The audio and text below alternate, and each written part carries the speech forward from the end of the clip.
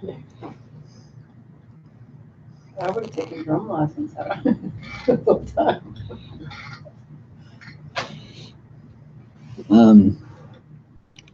Welcome.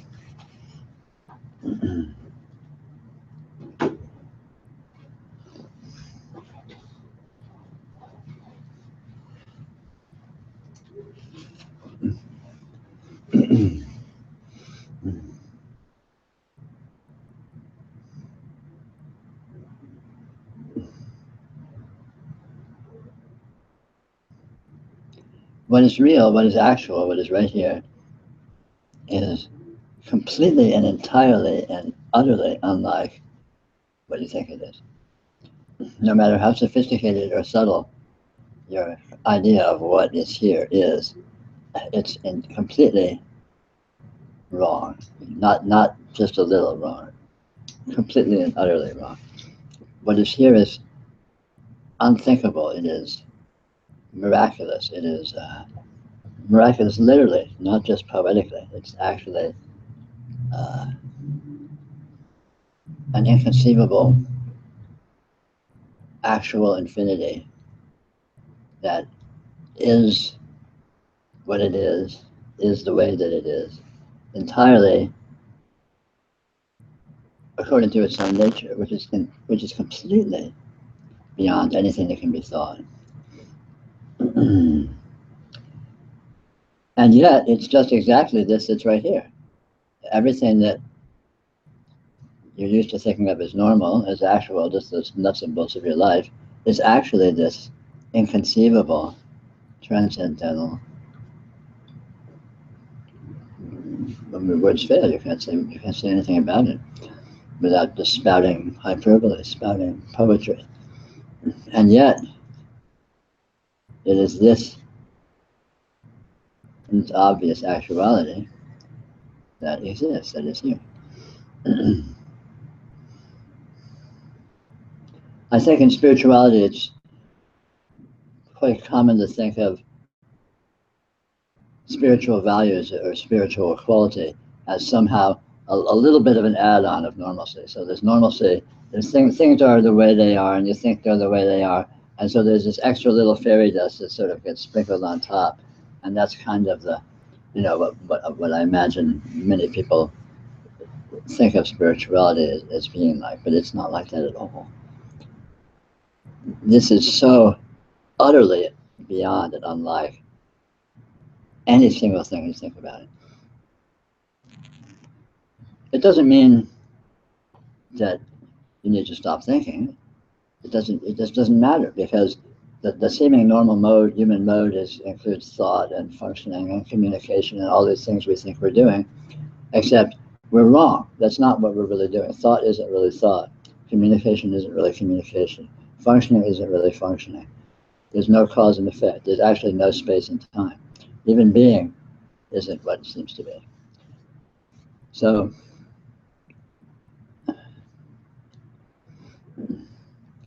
the point of this, the point of coming to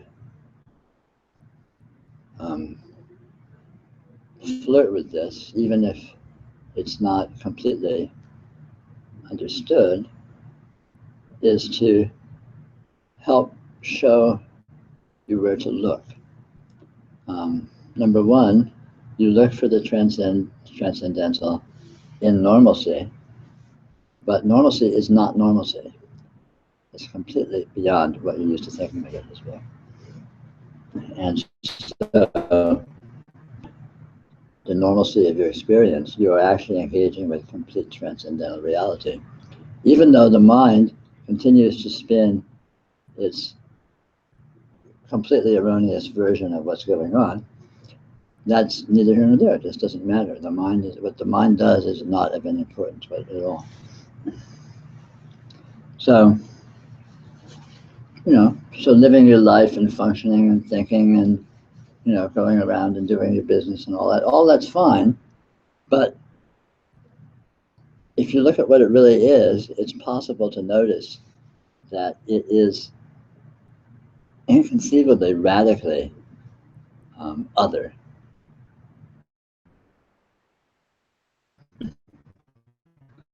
Now, this otherness is and can be directly known.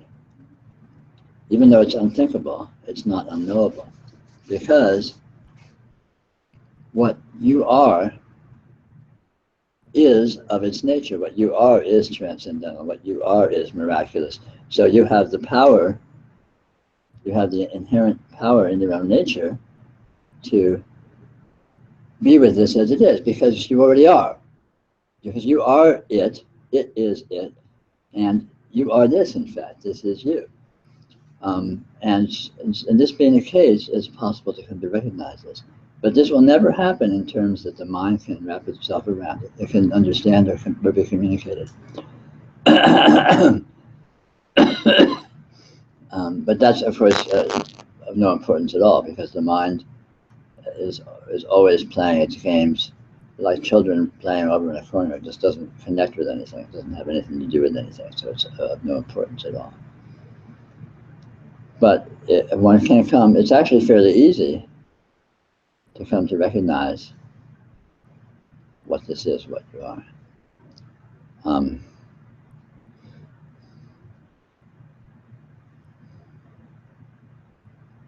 The most daunting thing about it is how radically different and beyond what you're used to thinking it actually is.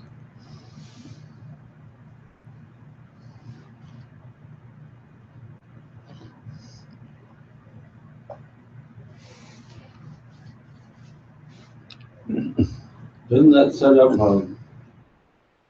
fertile ground for cognitive dissonance? I mean, between what you experience every day and everybody else and your work and all that. If you're seeing things as being radically different, and yet all you're going through is, what's being reinforced is, the status quo. Yeah, well, it's an issue. I mean, it's, life is kind of schizophrenic in a way, because you're immersed in human version of things, human stories, human interpretations, and all the people around you are behaving as if they buy this completely, and the language you use reinforces that, and everything reinforces that. But it's all completely untrue. And yet all of that occurs within and actually consists of this transcendental reality. So it is a little bit like it feels a little bit like being on two levels in a way. But not, I'll just leave it at that. But that's of no importance. It happens to be the case. And there's really, because of the nature of what this is, that it already is what it is, and you already are it, there's no reason to change anything. So the fact that there's this vast difference of implication between the normal human interpretation of things and the actual condition is neither here nor there. It's just well, that's just how it is. It's weird, but it's actually not a problem. It's not an issue. It doesn't matter if they think you're crazy. Well, people will think you're crazy anyway. People are going to think what they're going to think. You know how it is. You can, you'll have a few friends that you resonate with, and everyone else is kind of a little iffy. It's good to have a good sense of humor.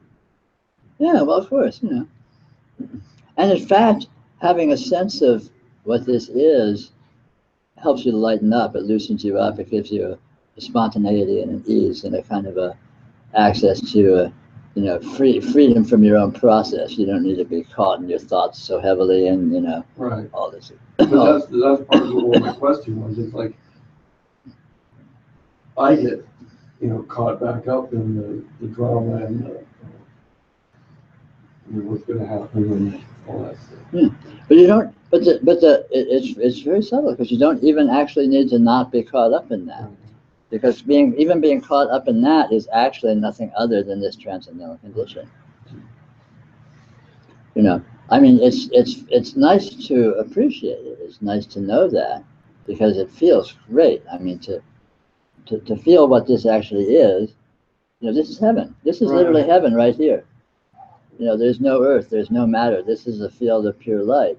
Right, and but then to feel that, tendency to to have that instead of the stress. Yeah, no, for sure, there's a tendency to dichotomize it. But again, as one lives with this over a period of time, one matures and gets more and more comfortable in the strangeness of this sort of dual world, and one gets more and more confidence that even the fact of all of this human normalcy, human politics, human soap opera, doesn't actually in any way impact or detract from the purity of this condition that it actually consists of. And as you build up more and more confidence that that's the case, then you're more and more carefree. You don't really give a shit. You just let go of it and say, well, okay, yeah, it's weird, but so what?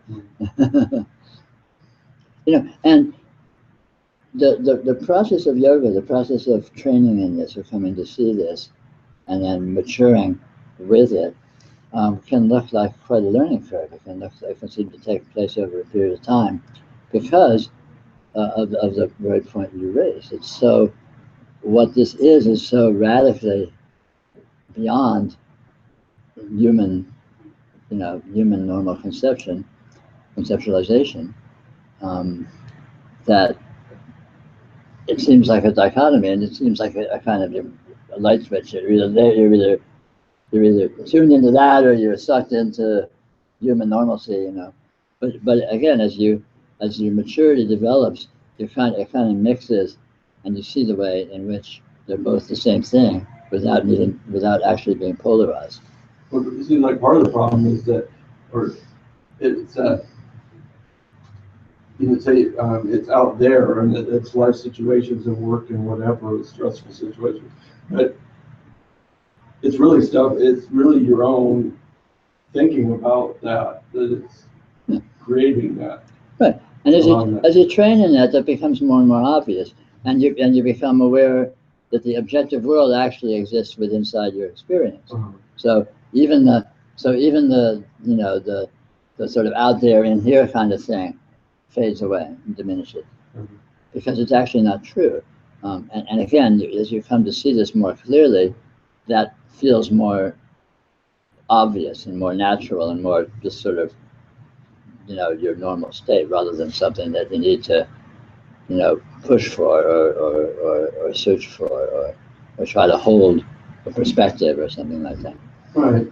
It's hard to talk about theoretically, but then I can just think of some simple examples at work where there's this conflict, and I see it, realize that I'm not seeing it objectively. I'm seeing it from my own perspective, and yet, that perspective may be right for what's occurring, and another person, I'm having conflict with another person because their perception of it is different, and yet, even their perception, what I think they're saying is still inside me, and I mean, it's just really complicated. Well, it is, and it doesn't get simpler, but it is complicated. It doesn't make sense. Things don't need to come together. Things don't need to work. I mean, normal human functioning is more like normal human dysfunctioning. It's a miracle. It's a miracle things work out at all.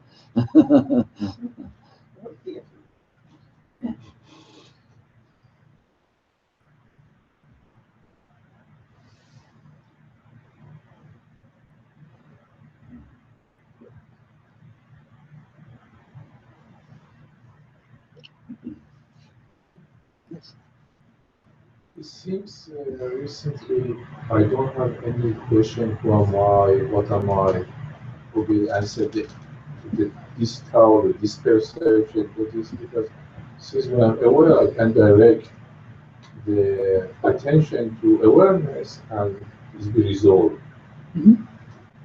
For me,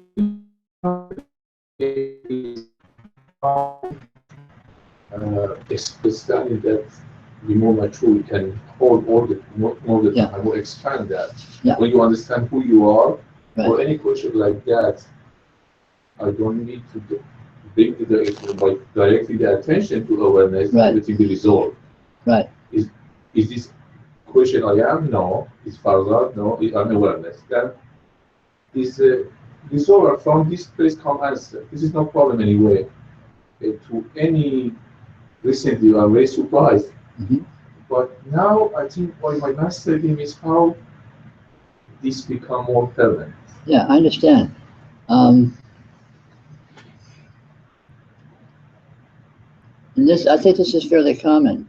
It's a strong and powerful way to train in this, to notice awareness, to notice consciousness, and to see that, yes, this is what I am, and this is what everything is, and this is what everything appears in.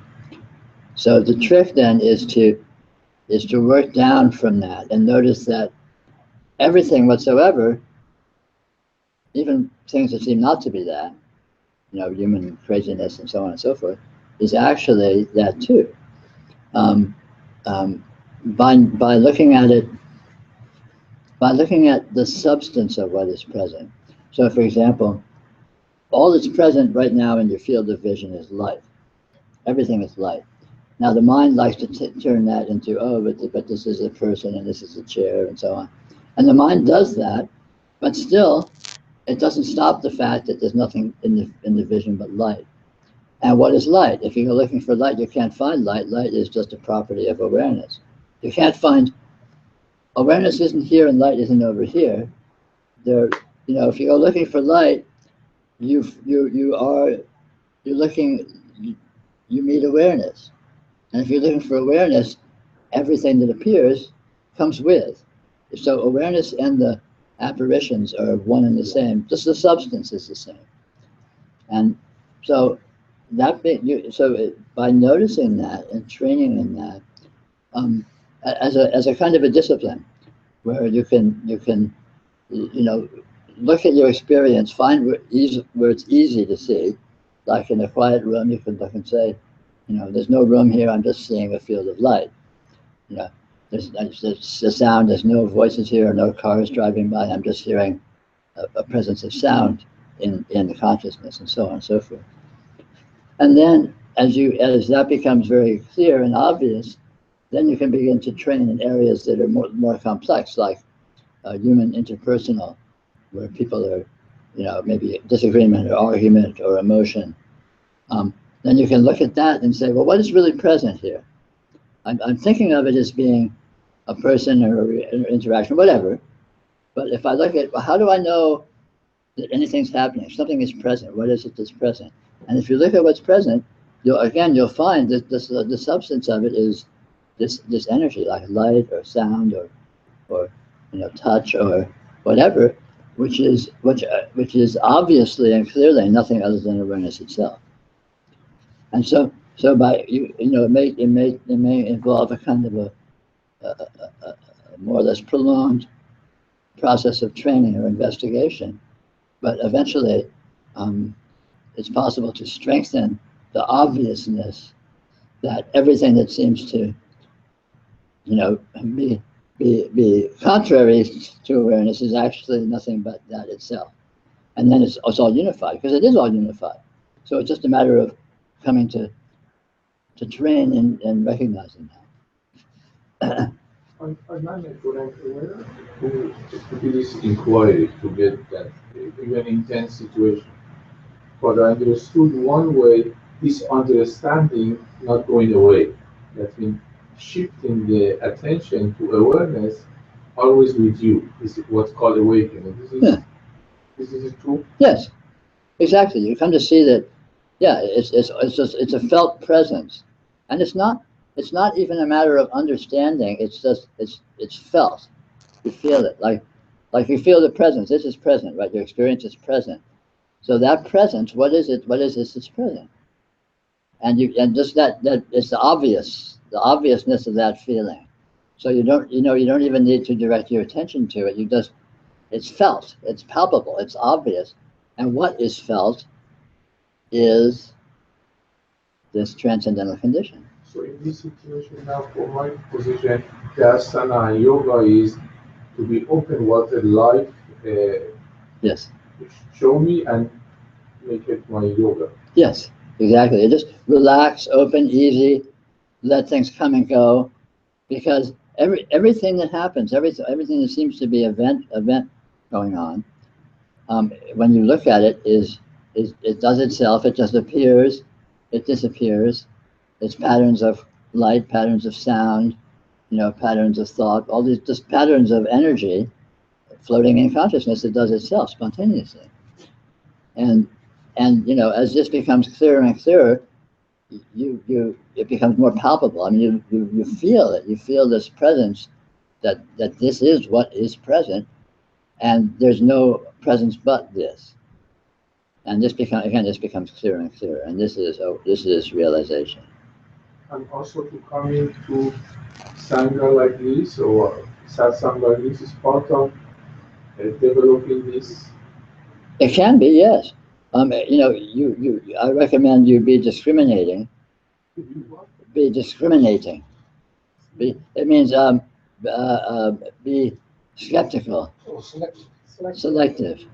So, because there's all kinds of satsangs and things like that, but some of them are a little sloppier than others of them. So if you I'm not sure, usually go down to Francis Lucille, I trust him. Right. And I just heard about you 1 week ago from my friend. Mm-hmm. And because the area, sometimes with this energy is also with the exercise. Mm-hmm.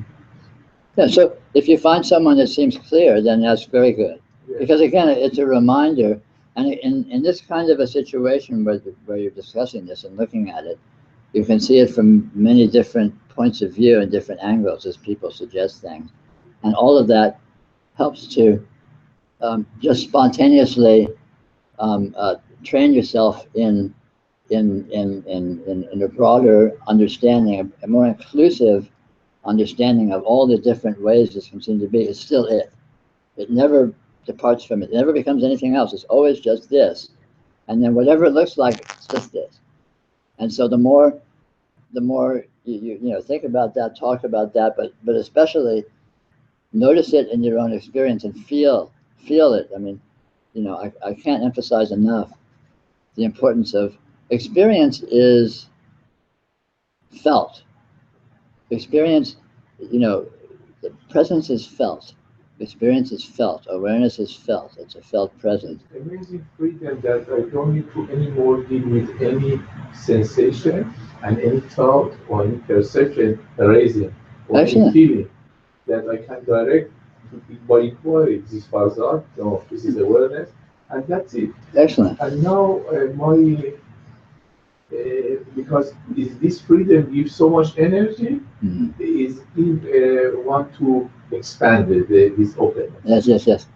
Well, its nature is to expand spontaneously. It continues to deepen. It continues to expand.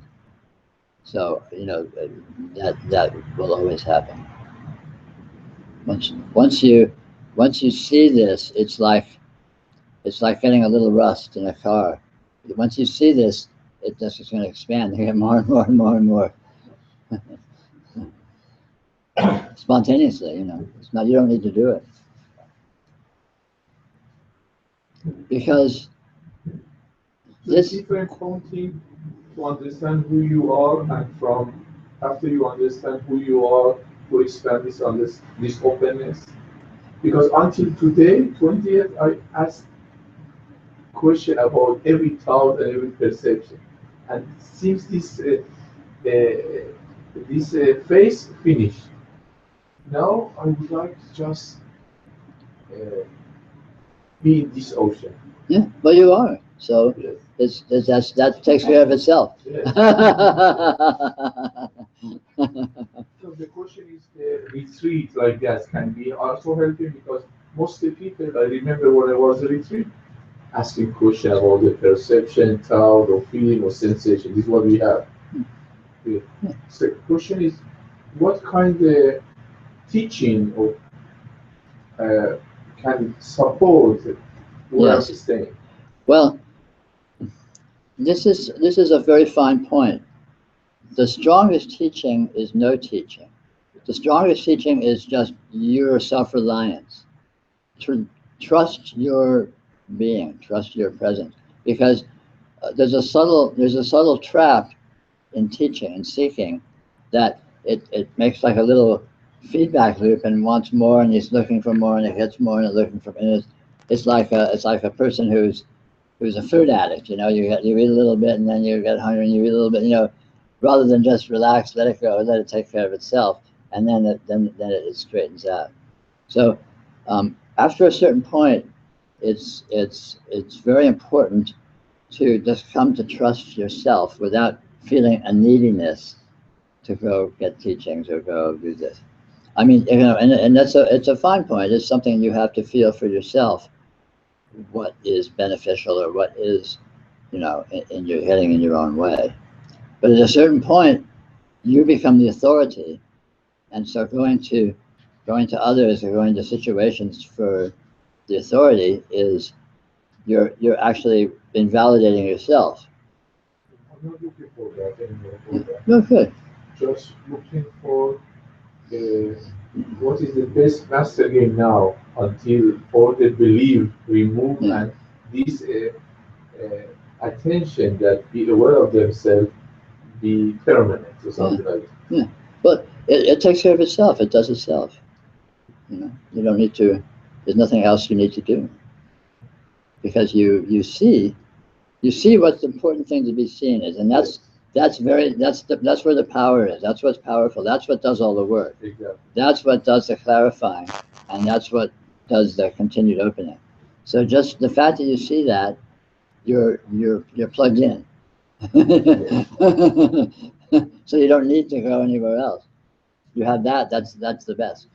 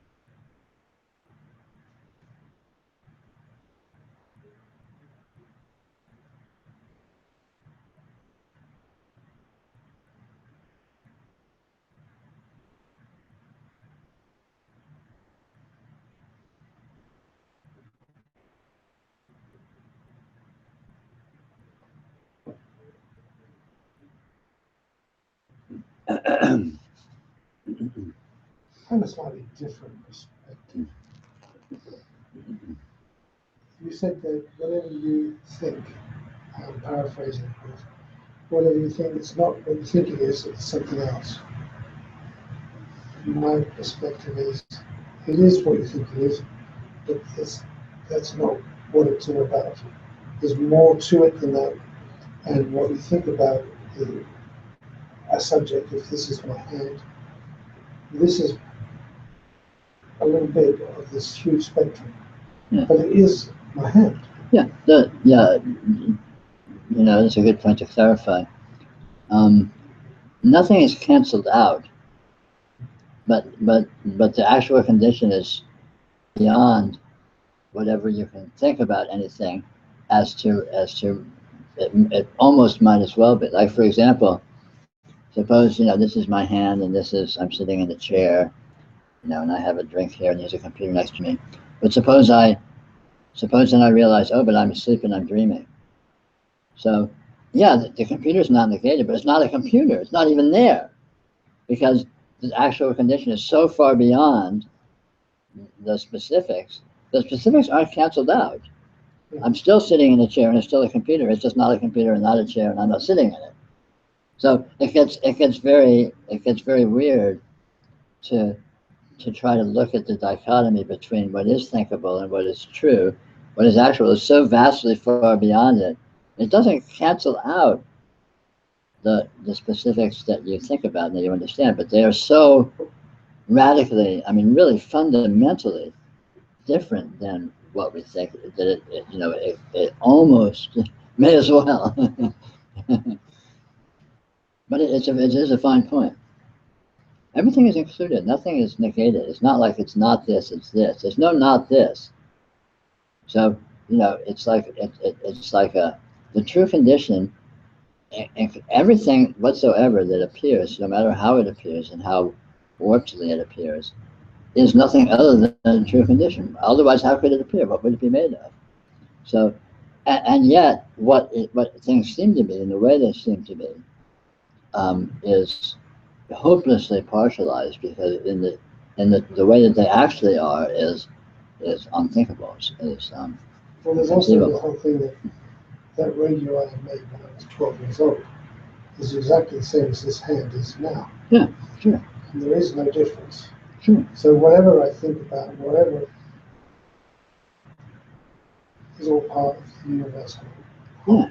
Yeah, there's only one thing here, and anything that seems to be here as partial aspects of it is that one thing, and not separate from it, not less than, but not existing at all autonomously in its own right as any kind of a separate thing. And again, the way in which that's so, you may as well not even bother chasing after, because there's no way you can capture it. I mean, that's why I like calling it miraculous, because that really captures the way in which there's no, it's a miracle. Once you say it's a miracle, it's like any possibility of explaining it or analyzing it or structuralizing it is like, it's laughable. I mean, this simply is. It is because it is. And that sounds like, oh, it's pretty stupid, obviously. But it is because it is. Oh, how does that work? Well, who knows? But it is. So on and so forth. And yet, nothing's negated. It's not that like it's not this, it's that. That's never the case. Everything is it, but it is not limited to what anything seems to be.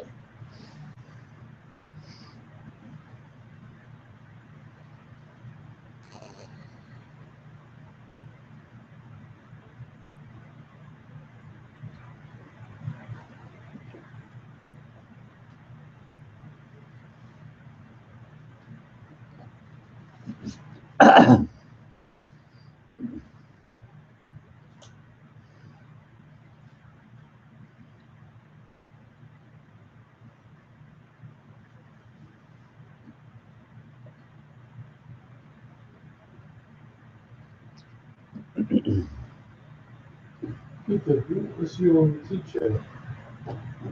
I didn't really have a teacher. I had a. Who gave you the pointing? Who you are? A friend of my mother's when I was about 20. An Italian man. And he wasn't a spiritual teacher or anything like that. But he was an amazing being. And I used to spend a lot of time with him, because I knew there was something about him. I couldn't figure it out. And I used to sit and drink with him, and he would tell stories of what he did. It was nothing, no spiritual, no discussion, no philosophy, nothing like that. But because he was who he was, and because he knew who he was, the way that he was just in that revealed itself. It was obvious that he was what he was. It was obvious, and it became sufficiently obvious to me, I guess, that it was a revelation for me. You don't have connected with she has a different all in words, or it's Suzuki. No. But it's all the same thing. It doesn't really matter what happens in terms of history. People come to understand this, and it can be in all different sorts of contexts. It can be in a very formal context where you have a teacher and you're a disciple and you study with them in a very formal structure, or it can be completely spontaneous. Some guy walking down the street one day, wow, whatever. The important thing is the understanding, and it can come however it comes, you know. And unfortunately, it can't come necessarily by all of this, you know, by all of this structure. It would be nice if it could. You know, the fact that you have a great teacher, say you have a great teacher and he has 100 people he's teaching, it doesn't necessarily mean all 100 of them are going to understand. And they may have someone else who just meets him once and they understand. And someone else has been working for 30 years. It's like, I don't know. Because, you know, I think it has more to do with the maturity of the student than it does with the teacher. For you, the idea of the Buddha, you need to have a teacher, Dharma, and Sangha, three elements for pointing. Is not what is the situation. No, but because all of those are inherent in this. You know, this is Buddha, this is Dharma, this is Sangha. And as long as, also Sangha? of course, Sangha is nothing but this, because there are no other beings. Other beings are just echoes in this. So you know, it's like you go to sleep at night and you have as big a crowd, as big a family as you want when you're dreaming, right? So that's the Sangha.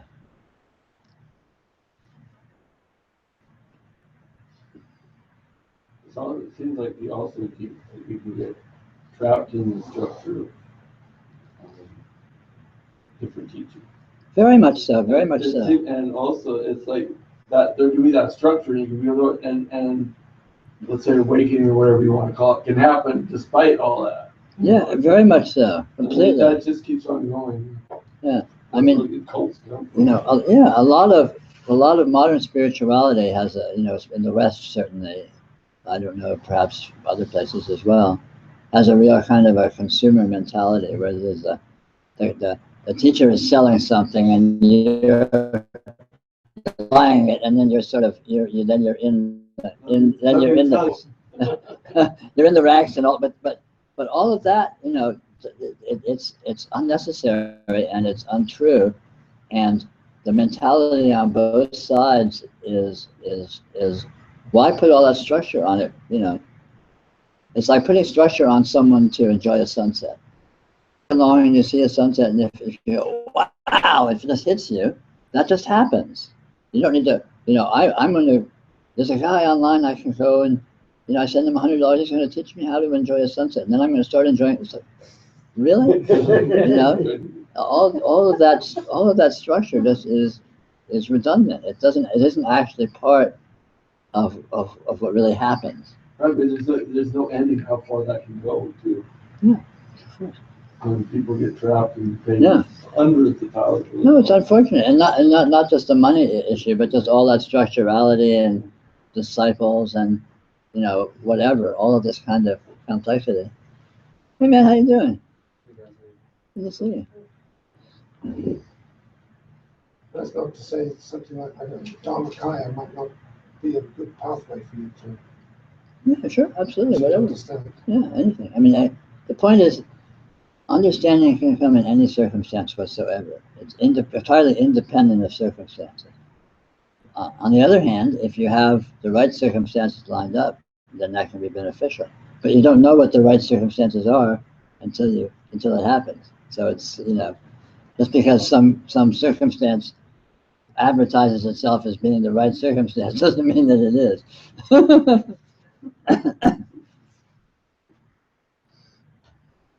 Can I ask a question? Of course. All right, so I got out of a relationship that I invested my all in. I got a girl sober from heroin. It took me 7 months of going through hell. Wow. And then she basically kicked me out of her life without communicating with me, being very mean to me so that I would leave her alone and I kept coming back for more. So I totally genuinely loved her and cared about her, and she couldn't mention the same sense of the pains and Xanax and all that. She was pushed by because I helped her get on that stuff. But now I'm dealing with all this pain. So like I don't know how to fix something without her presently there, and I know I can get better and do better and feel better, but I still feel like there's this pain that's always going to be there. That's thing that I cannot change, Mm-hmm. and that's kind of a scary feeling. To think that there's something that is left unfinished in me, based off of love, Mhm. especially that's hurting me, that I can't really change, and it's in the past. Yeah. So I've been hurt like that before, like my grandma passed away, and then it has its negative effects in the present and future underlying.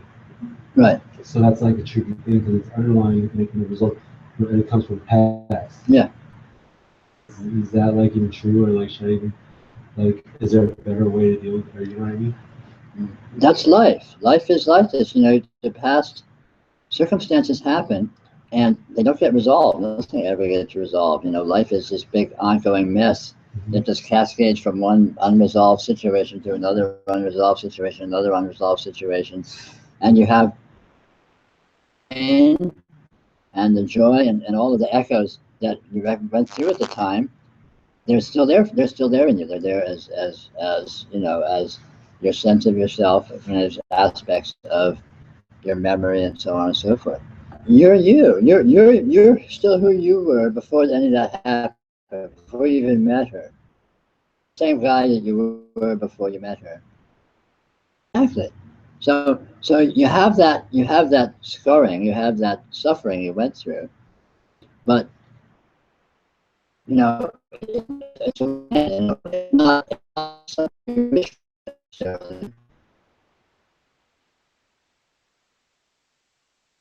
The suffering of life is the path of your own development, the path of your own becoming your own best self. I just be real because I feel like I put all my eggs in an imaginary.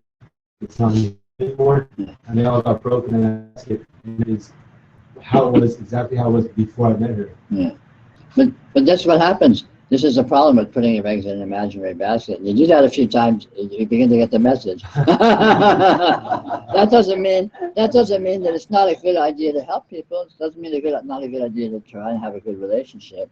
But you know, you can't count on it. You can't count on circumstances. Circumstances always come and go. It's always floating around. It's always uncertain. It never ties up nice and pretty and neat. You know, it's always a mess. But you're you, and that's the powerful thing, man. I think I'm more afraid of the fact that I had like a soul tie with it, kind of like I relied, I like gave her myself, and like I expected for me to be in charge as a man and must be able to grow beyond these things. But the thing is I'm in control of me, and I'm capable of what I'm capable, and she wasn't. But I still feel that I tied myself too closely to that person. So as you said, it was untied, but I feel like that I did accidentally tie myself to somebody that I couldn't trust on the level that I thought that would be returning me, and that was the problem. Yeah, and you know, and we all go through these things, and you learn, and you'll do it again, and it'll still screw up, but hey, that's life, there's no guarantees, there's no there's no right way to do it. You learn to do it better by doing it badly. I don't have any answer, but I'll relate to the experience I had when I was younger, which is somewhat similar. It's like I was really shy growing up, and I didn't have a girlfriend until I was like a junior in high school, and I met this girl, and it was just like I can still remember being in the front seat of the truck at the ski resort, giving her the first kiss. It was just the whole world just opened up. It was beautiful. And for the next year and a half or 2 years, it was just, I mean, she completed everything. Went out and had a good time. I wasn't shy anymore, and so on and so forth. I mean, this is not a new story. This was, what, 44 years ago, something like that. And then at some point, she went out with somebody else and told me the guy. And I remember the only way I could describe the pain was that every cell in my body had 2 cells, and they were being ripped, every single one, and they were being ripped apart. And it was just excruciating. And of course, I did it again.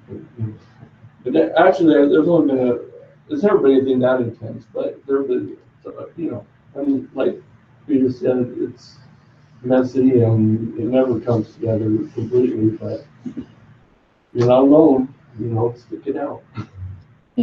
But life is funny. It's always, you're always muddling through it. There's no right way to do it. You're always in one situation or another. None of them are perfect, but you learn about yourself. You learn about life. You learn about what your strengths are. You learn about how to be yourself better as a result of going through all this stuff. So, and then from a spiritual point of view, all of this is, it's your path to explore yourself, to become yourself, to grow into yourself. You're quite young, and so you're doing great. I turned 30. Well, congratulations. That's great. You're still quite young. Take it from an old man. I wanted a kiss, but you pushed me in the face instead. Well, in that case, it's good she did that before you had the kids, and then punched you in the face. So count your blessings, dude.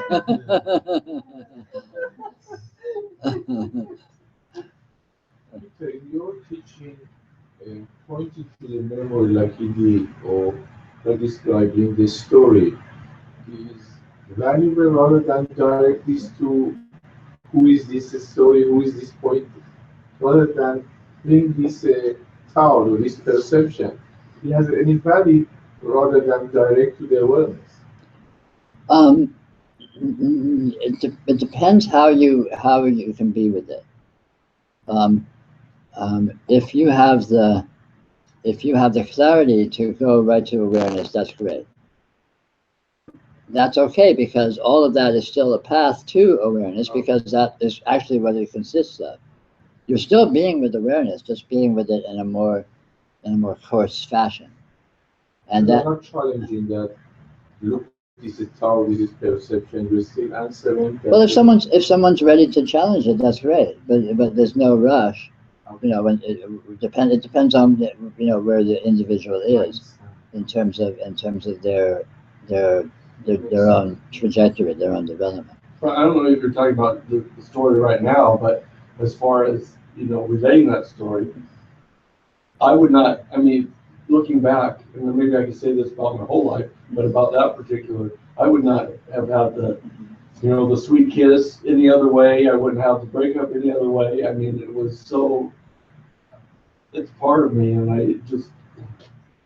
You see what's happening now? My thought, this conversation react to other thought. Yeah. The thought, you express it. Rather than the idea of this thought, if you are available, you need to take who is this thought and bring it to awareness. Well, whoever it was the one through that experience. Okay. You do it. I understand the awareness stuff, and that I'm not this, but I am this because this is an awareness, and if this is awareness, then I'm both. Well, it's both. It really is both. Right, it is both. But I'm just, like I I said, the way his question was kind of like that stuff in the past doesn't have any value. It's just, it's something that was in a dream, and I'm saying that for me, that is very poignant and an important part of my life and growing up and experience that I wouldn't have any other way. well, it's our condition is very strange, because what you are is completely independent of what happens to you in the circumstances of your history. Mm-hmm. And yet in another sense, the circumstances of your history and their very incredible detail and all the specificity is your path to discover that. Right. So it's a subtle thing. Nothing is excluded. Right. And if I did, like, one thing that, because of that, I think is true for a lot of people, and the reason there's so much trouble in relationships is you're always chasing that first thing. So in that sense, if you keep going back to try to recapture that becomes a problem. Well, with circumstances, the problem is always orienting to the circumstance as being what's of value. Circumstances are a playground for you, for your exploration for your nature to explore itself, as opposed to circumstances matter in their own sense. Like, you know, if in other words, you know, if you really need to have a perfect relationship and you fall short, you're going to be suffering. Whereas if you have a relationship, but you explore it as an exploration of from the point of view of your own being and your own life. So you're not, the goal is not in the circumstance of the relationship. The goal is in your self-expression, is in your exploring yourself. Mm-hmm.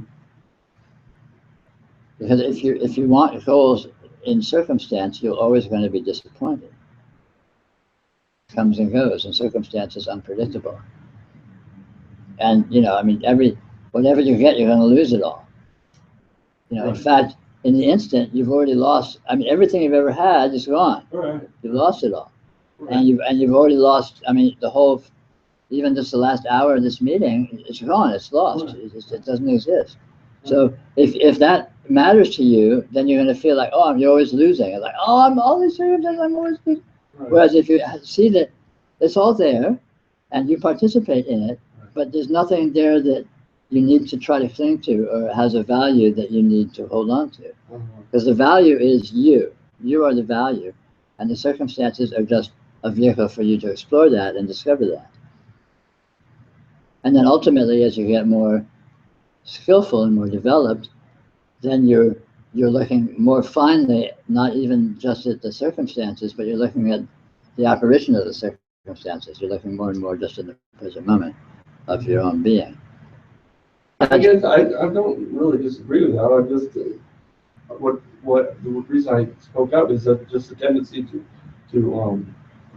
what's the term, dissociate from your past or Oh, yeah. that happened. Oh yeah, no, you don't need to dissociate anything. I mean, everything is real, everything is valuable, everything is true. The trick is to see it as clearly as you can, as you're able to at the time, and that ability, the facility to see it clearly develops as you develop. Well, I mean, what is your name? My name is Justin. Justin? I mean, I told the story because I don't know, I mean, Justin realizing that he's awareness and just putting his awareness, you know, on his awareness and all that. I don't think that's going to help change. I mean, it may help, but change the feelings he's experiencing right now. I just want to relate, you know, that, you know, Sure. understand the stuff. Well, it all comes with. There's also the being. There's consciousness. You know, there's intelligence, and these things aren't.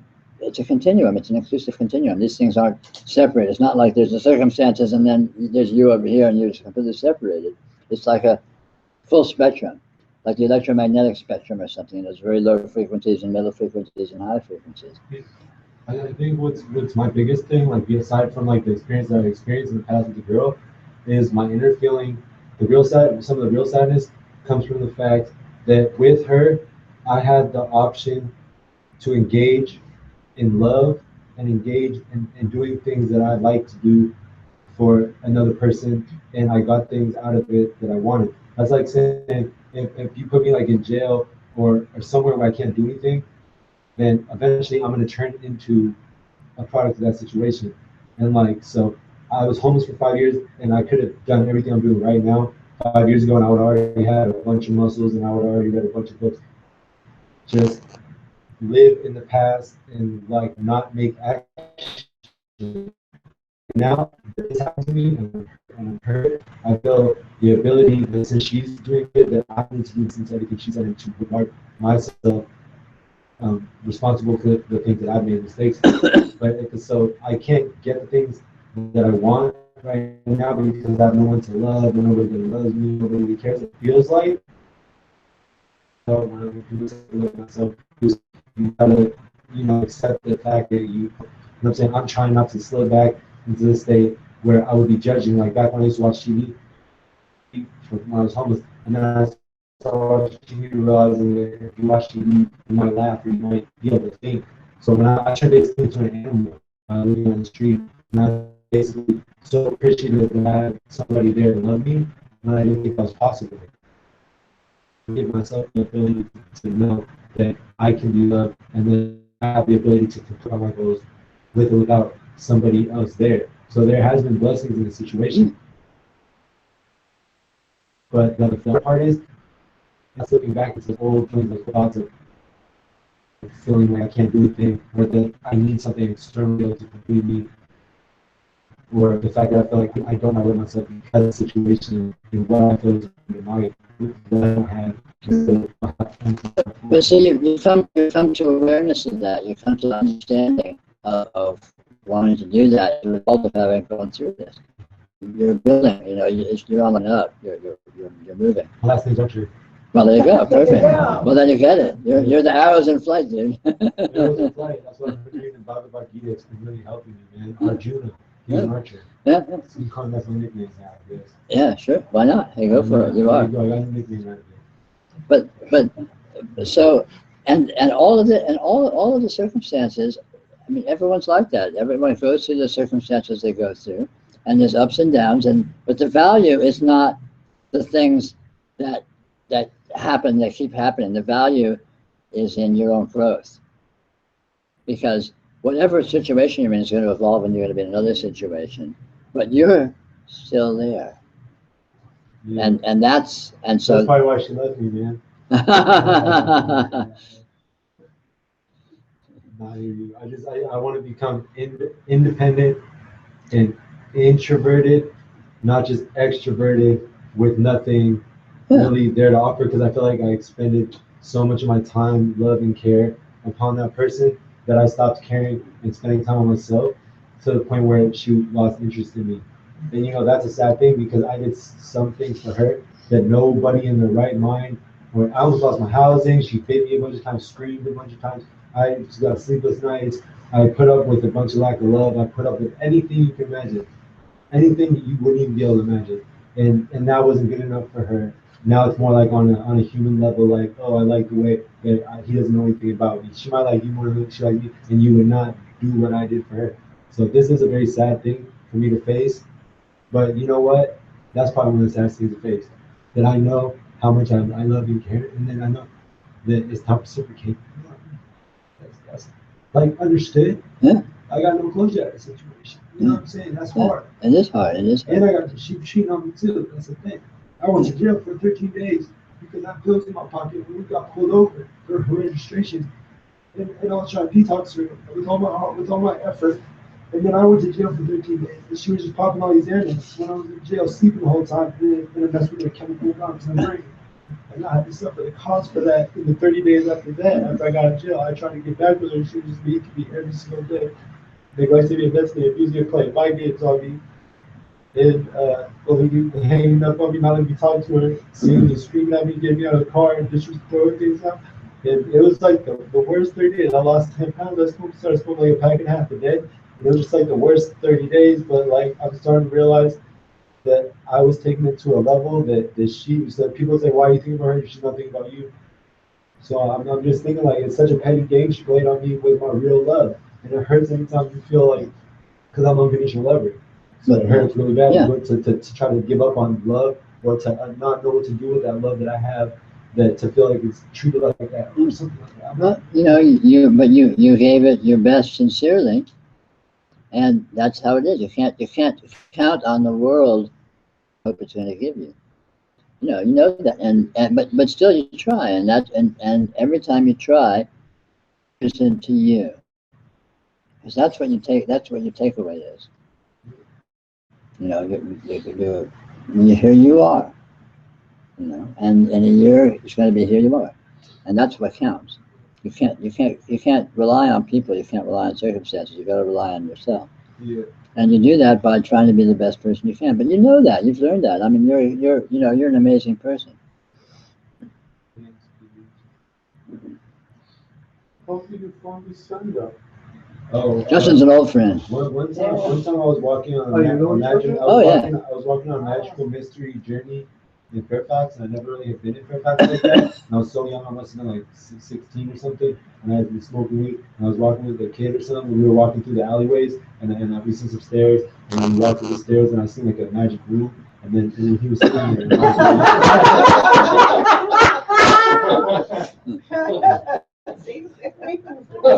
I I mean, you're doing great. You know, I've known you a long time. You're doing great.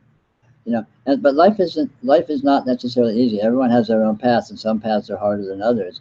But your path is just right for you, and you're a strong person. You're a high quality person, and that is what you're working on. That's what it's all about. So you know, you're doing great. You know, and it's just, you know, the past. The past is the past, and you deal with each situation at the moment when it's happening. It's all you can do. And you know, you know, here we are. I better learn how to be more positive and learn how to love myself. Otherwise, this hair's gonna turn more gray really fast. Because I'm sure you can't see all the grays in it. I feel like smoking a pack and a half a day and not giving myself the relaxation and love and just going all out and, you know, stress, you know, and thinking too much and trying to exert too much energy. I think any smart Asian dude or any spiritual follower would be like, stop doing that.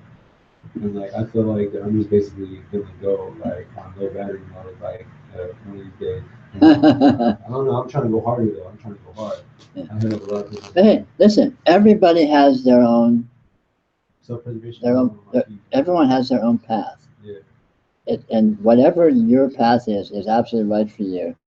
No matter what it looks like. It doesn't need to look pretty. You don't need to aspire to be this or aspire to be that. I'm just saying that you said something positive about me, and it made me think about rethinking about the way that I feel about myself and my life, because maybe I needed to hear that I'm a high quality person, that I have hope, because as all I'm telling myself is, oh, I got taught to the curb, like bitch, and basically I am not as good as this dude or you, and I have made so many mistakes. Why didn't I do this? Why?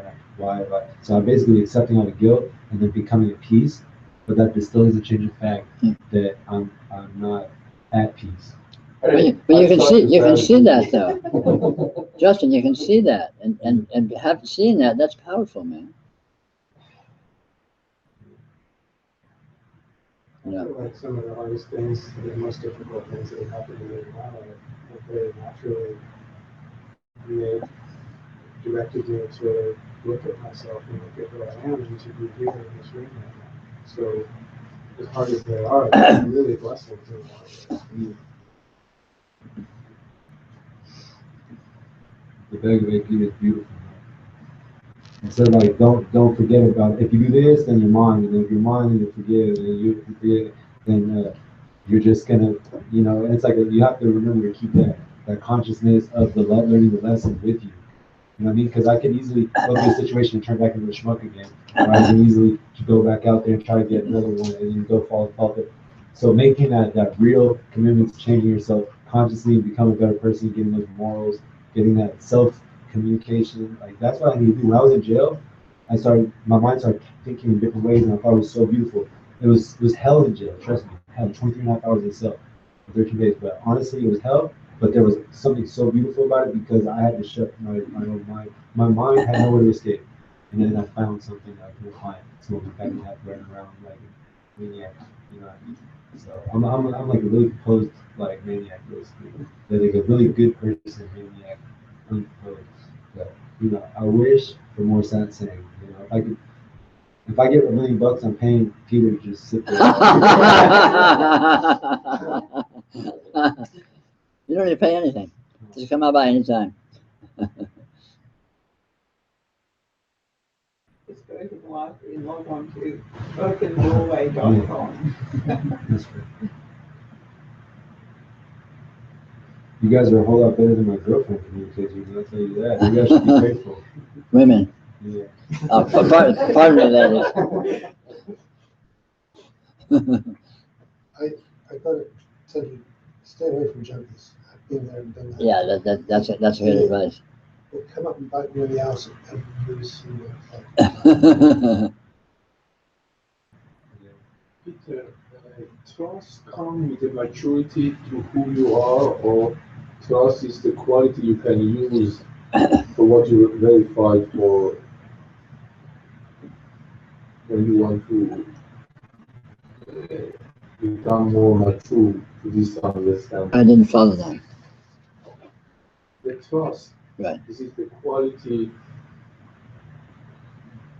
that require for expand this understanding to more Yes. and more.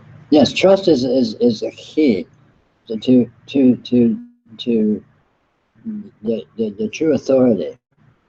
That your being, your very nature, the absolute, is the absolute authority. And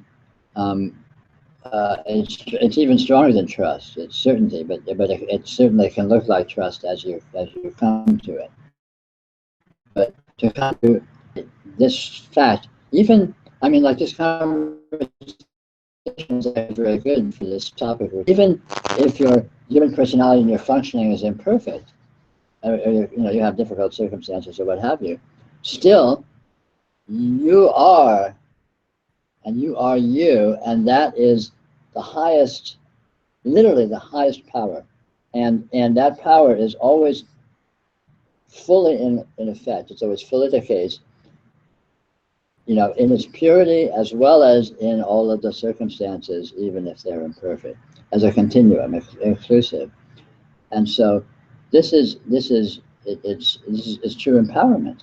You've come to see that, what is the authority, what is powerful, what is trustworthy, and that you have it and you are it. And so that perception, that understanding is very integrative. It integrates your whole trust. It integrates your experience of your own unity and your trust in even that the imperfection is that. And when is this trust is certainty not always available, that means this who you are is not certain yet. Right. It's just immaturity. It's not important. Maturity comes.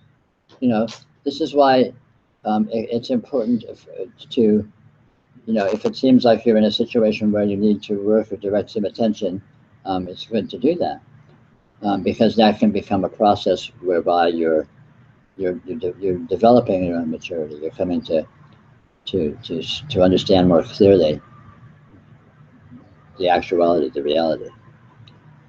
But it's also like what we were talking about before. It's like we're not an island, so each person is that. So you're going to have conflict from different perspectives. Yeah, but that's not important at all. The only perspective that matters to you is you. Right. Everyone in the world can disagree with you. Right. But who cares about that for you? I don't know, but that opens up to doubt and uncertainty when you have another force, coming at you from a different perspective. Well, only maybe if you're not seeing your own truth. Yes. If you're doubting yourself, if you're not clear about where you are, then someone else, then you can become vulnerable to someone else, manipulating you. Hey, yo, brother. So I was just thinking how I smoke cigarettes, right? So when I take a breath right now, I don't feel fresh air, or I feel like my lungs have been smoking a lot of cigarettes. So, that's a habit. Even if I gave myself the time to break that habit to the point where I can take a fresh breath of air and feel like my higher self, that I'm, myself, you know what I mean? That I can attain that. I have to think about the bad habits. Like I'm addicted to the girl, I was addicted to, that, or I'm addicted to the cigarettes, and this is my problem. I don't have a breath of fresh air. But the truth is even if I break that habit, if I will myself to break the physical habit that is not the underlying cause, you know what I'm saying? Then me doing that would have to be like, why did I do it in the first place? Why did I start smoking? And why did I feel the necessary to give all my love to that drug addict that I tried to trust him her best self? You know what I mean? So what I'm trying to say is like, now that I smoke, if I quit smoking, then I could have a fresh, I could be me. But then what about the fact that I had that bad habit, and behind that bad habit, I had the thought that I'm not good enough, or that other people don't like me. And then, so that's like what I have to change. You know what I mean? And that's the reason why when you find out what that is, that underlying cause, that you don't believe in yourself, or whatever it is, and you find that and you will yourself to do it and you know what you have to do, it's kind of like repenting. It's not just saying sorry, it's knowing what you did wrong, knowing what you have to do about it, and then doing it. That's how you truly be forgiven. So it's kind of like I have to truly understand myself and forgive myself and do the right thing. And then when I get that breath of fresh air, then I'm going to be happy again and grateful for the fact that I overcame that struggle. And then I can be that higher self, connected more to that higher self. Well, but also, facing the consequence of death. but also, you are that higher self already. You are it, even if you're not manifesting it fully, even if you're not living up to your own standards that you think you should be. You actually are that. That higher self is you, trying to learn how to be it. But it already is. You already are that. You're not trying to become that. You are that, and you can draw on that. You do draw on that. You know, that's what gives you perspective. That's what gives you intelligence. That was what gives you the understanding of seeing the possibility and seeing these things and seeing how you could be free of this and that. But it's the bad habits that prevent that and keep me down and keep me thinking that I might die, or that, I have no hope, or this is my situation, I can't last. You know, I've been taking every opportunity to do exactly what you said, but you reminded me, without me coming in here, every single time I come in here, I would not have that reminder. I don't give myself that because I am in doubt, because I base my happiness off external abilities that I can conduct into the external ability. And that's the problem when you base your happiness on externals. Even someone that lives a charmed life. Suppose someone has a lot of money and everything's going well and they're young and beautiful and whatever. Still, if they're basing their importance on externals, they're fucked. It's a fact. The important thing is to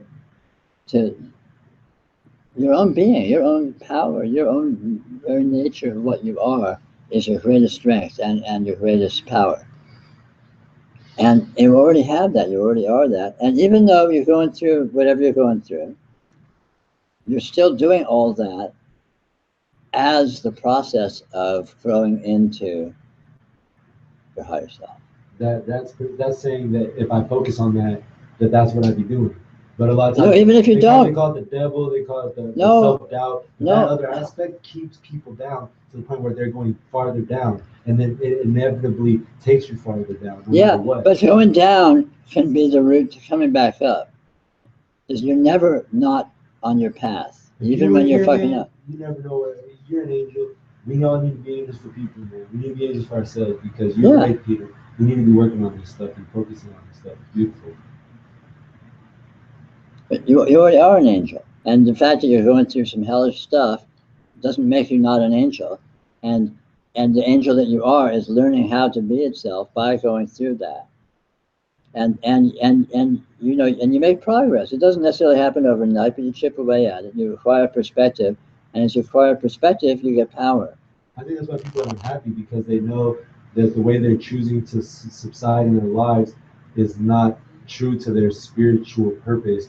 And so that's why I want to be more free, and I think everybody should want to be more free, but they're living a life based off of society and thoughts and their financial external struggle. Right. But that's the way you come to see that, is by doing that, and then sooner or later you get a clue that it's hollow, and you get a clue, hey, this isn't it. This isn't the real thing. And then we come to Peter. Maybe so. Whatever you do, whatever you do.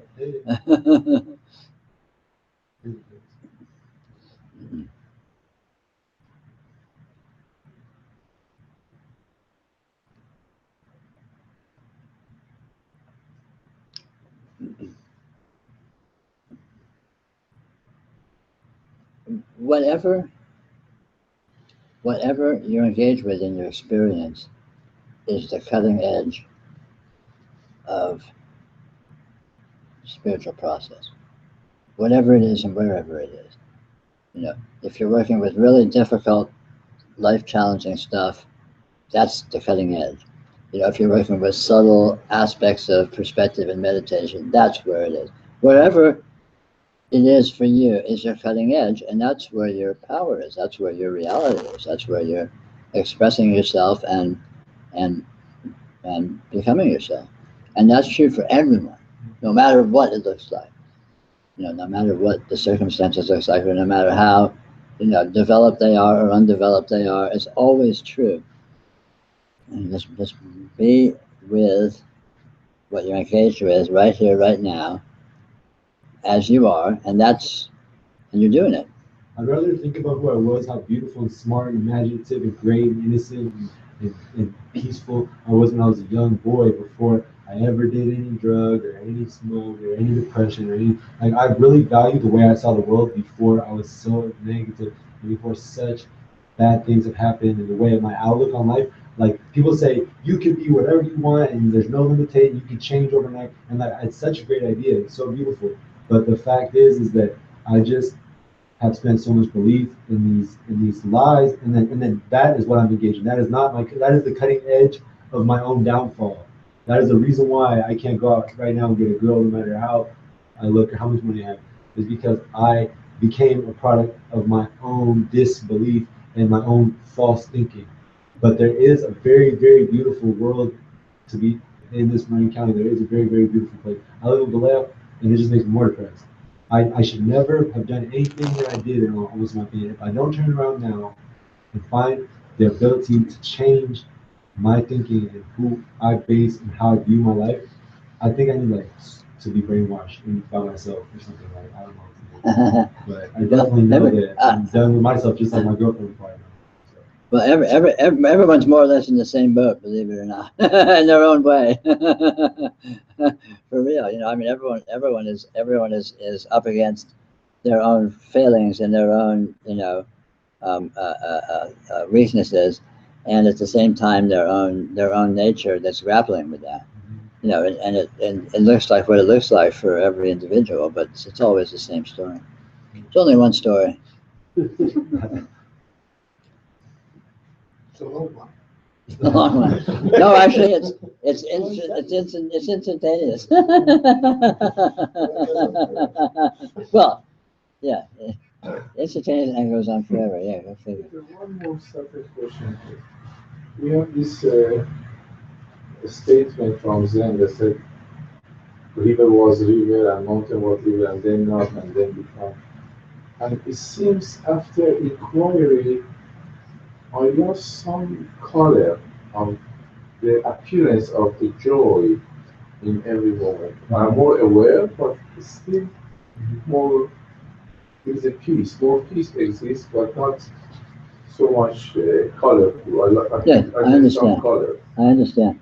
You know, these kinds of adjustments of balance can occur during the course of unfolding. It just, you know, but it's something you'll be going through that will evolve and will change. You know,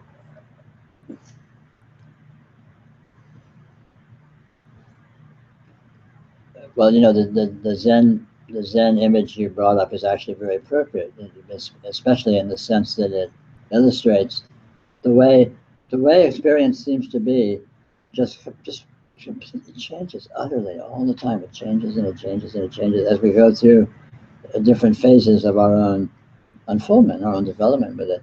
And this is constantly the case. This is always the case. But no condition is permanent. Everything moves into something else. And especially in terms of unfoldment, when we find ourselves sort of breaking new ground or getting to a different perspective of clarity, there's a contrast between what it seemed to be previously and what it seems to be now, which can, that very contrast can skew the flavor of it. But as time progresses, that contrast diminishes because it becomes more in the past and less immediate, and also there's newness develops too as new clarity is discovered. But you know, the subtlety of the way it's always shifting is just the nature of it.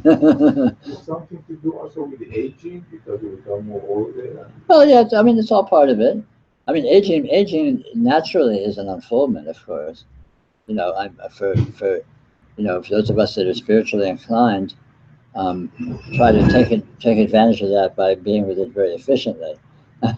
Whereas even people who are not, they're still liable to get a little bit of unfoldment along the way, just because of the the life lessons. I think like the positive for me is like endless, but then if I find that positivity, then my mind refers itself out of not being fully content or positive about the new, kind of being afraid. I think it comes from fear, but then I revert looking back to what to be comfortable in or what's true. And since I'm not a liar, I actually slip back into thinking the things that were my downfall previously, and then I bring that to the table. I think she was doing that. I think people do that where there's a lack of belief or a lack of willingness to embrace the new or the beautiful or a new place in space and mind, and then it becomes that the new energy, the new ability, and then we're fearful of embracing that because we have such a connection and tie to like our old patternistic, where we've already used up that energy. We already got that place all dirty in our mind. We've already listened to that song a million times. That's a challenge for everybody. Everyone's in that same boat because again, everyone is the same thing. Everyone's on the cutting edge of going where they're going, but then there's always the memory and the habits of the past way of doing things, and so this is. Don't look back, guys. Yeah, right. But and yet that's there too, and that's there, but that's there too. It's just it looks like a mess. Life never comes together into nice simplicity and elegance, and it's all finished and it's all good. It never happens. It's always a mess. It's always a mishmash. I was in the barbershop and they played this song about like love song that I was thinking about the night before when I was hella crying. So I started hella crying again in the barbershop around hella people and crying like a little baby. And then what did I end up doing? Is I texted her that I was crying in public, and then one of the things she doesn't like being embarrassed in public because I'm like a famous guy. So what I did based off of something that I was crying about is I made the situation worse by telling her that I was crying in public. So basically that's a dumb mistake that I made. You know what I'm saying? So it's like my dumb mistakes lead to it leads to the wrong way. Like if I was focused, then I wouldn't have texted that. So it's like it's more about keeping yourself composed to the point where you're not letting your emotions get carried away with your actions. I wonder why crying in public is so taboo. What? Especially for guys. I said I wonder why crying in public is so taboo, especially for guys. But how do you know what a mistake is? Because I know what does that turn a girl on? Like, but how do you know turning her off? I know how to do that. But how do you know turning her off isn't exactly what the highest, most powerful thing that could be Well, happening this to guy, you? I'm like, man, I should give you my girl's number, man. This guy right here, man. Because if she doesn't like me, if she's not talking to me, she's talking to somebody else. I feel bad about it. Like I've been putting more guilt on myself. I'm very hard on myself, always have. So this is like a joke to me to be talking down on myself like this, man. But it's really not a joke, and I'm just reflecting on the constant mistakes it's almost like I was cursed, and then just constant mistakes. And it's like I'm realizing that I'm stupid. I make constant mistakes. I don't believe in my abilities based off of my actions, based off of what I chose to do, and I'm gonna have to own up to that and be a man and receive that. If I want to change, I'm gonna have to remain hurt by it or remain focused on it, but not act upon it based upon that in that same sense. So that the only way I'm gonna get a new reaction, a new change, a new freedom is if I address it differently and be more composed about it. It's like, am I smoking a cigarette or am I letting the cigarette smoke me? I don't know. So it's kind of like, if I want to quit ever, then I better start smoking my cigarettes instead of letting them smoke me. There's like steps, baby steps. Sometimes in order to I think if you want to quit, you better not smoke your cigarettes instead of letting your cigarettes smoke you. I'm just saying, for me to put things together. Yeah. For other people to put things together, if you do something that these guys didn't understand, sometimes you're gonna have to So we're gonna have to ask like 10 questions in order to be able to understand what you just said. So it's kind of like that with how I'm gonna have to deal with this humongous situation that's so emotional and so gravely and massively life-changing. In a couple weeks, I can end up being a schmuck again, and you know what I'm saying? I don't want that to happen. So I almost want to keep this girl around just to keep messing with you. I would just think about the color. The what? The color. You were saying that the color seems to be missing, or is that right? What you saying? More subtle. The richness. The richness in the. I might have misunderstood you, but The what I same heard you thing, say different is day. that the color seems to be missing out of your life.